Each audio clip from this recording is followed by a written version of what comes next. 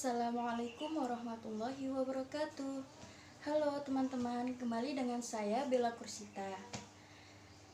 Gimana kabar kalian hari ini? Alhamdulillah, semoga diberikan kesehatan oleh Allah Subhanahu wa taala. Baik, di sini kita akan membahas tentang sumber daya alam. Apa sih sumber daya alam itu?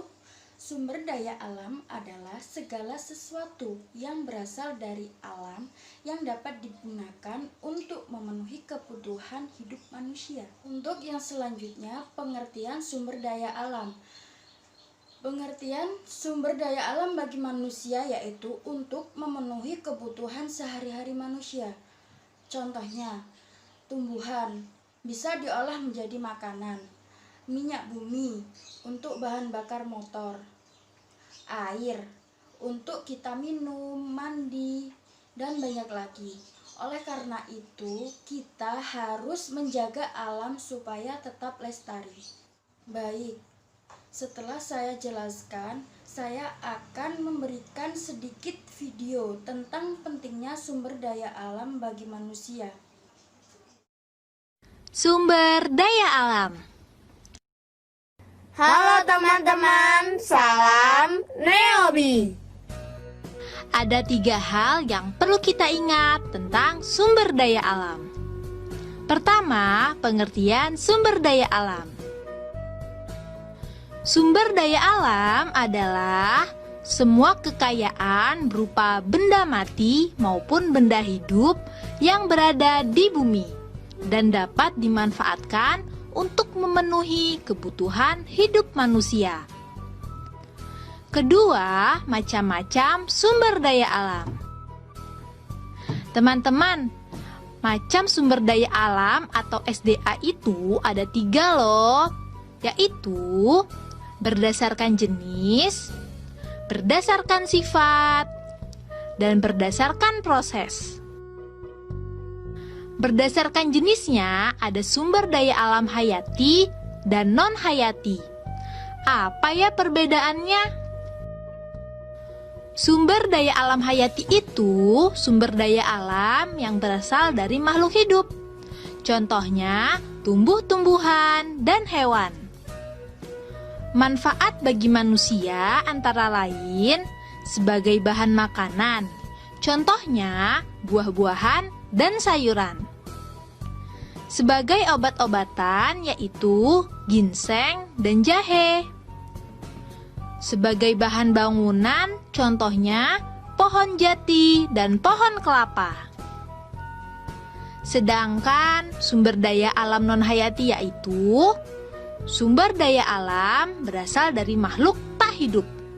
Contohnya air, sinar matahari, dan tanah.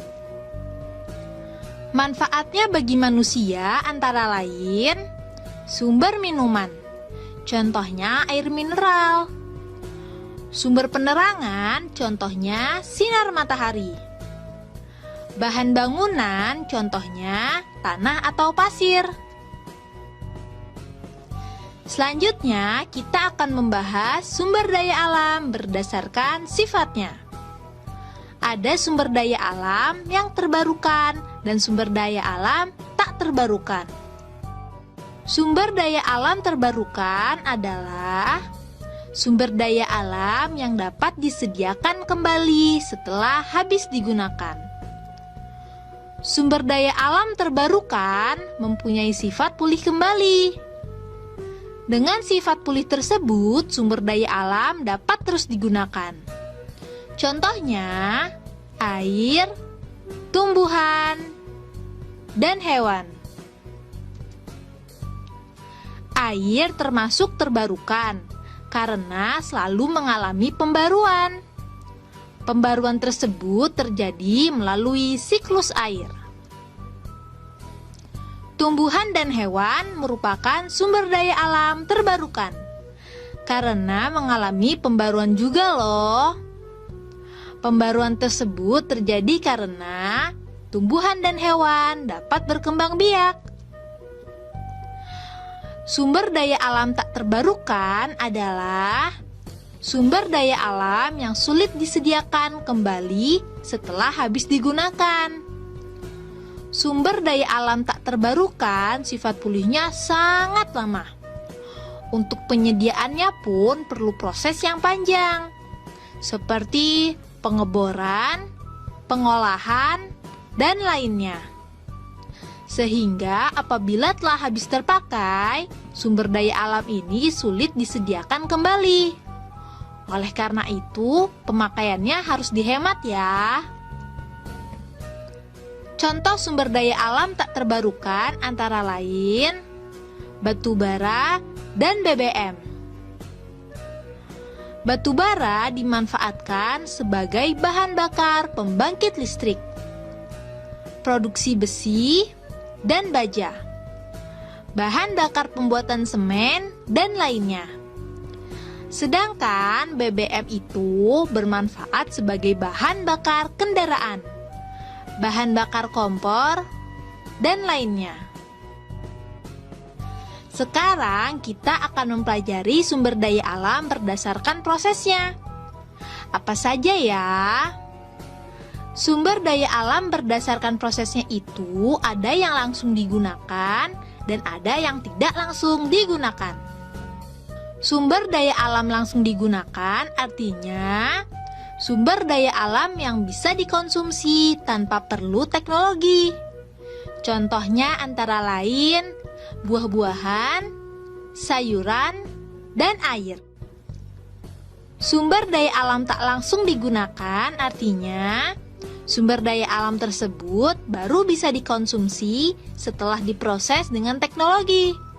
Contohnya minyak bumi, batu bara, minyak goreng, dan lainnya.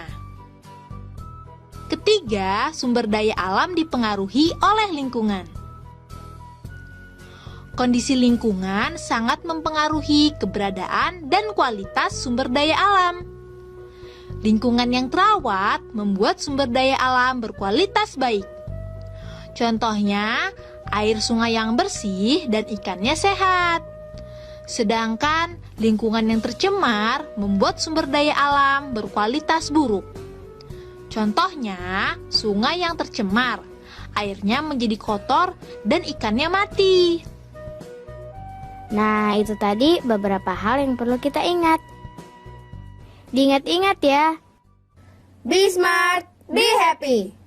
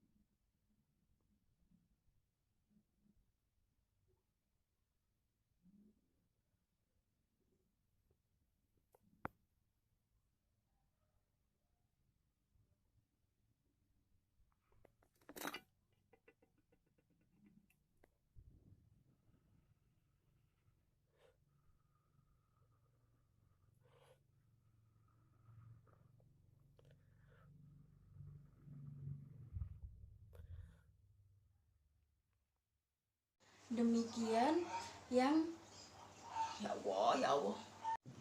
Demikian yang dapat saya sampaikan. Apabila ada salah kata mohon dimaafkan. Wassalamualaikum warahmatullahi wabarakatuh.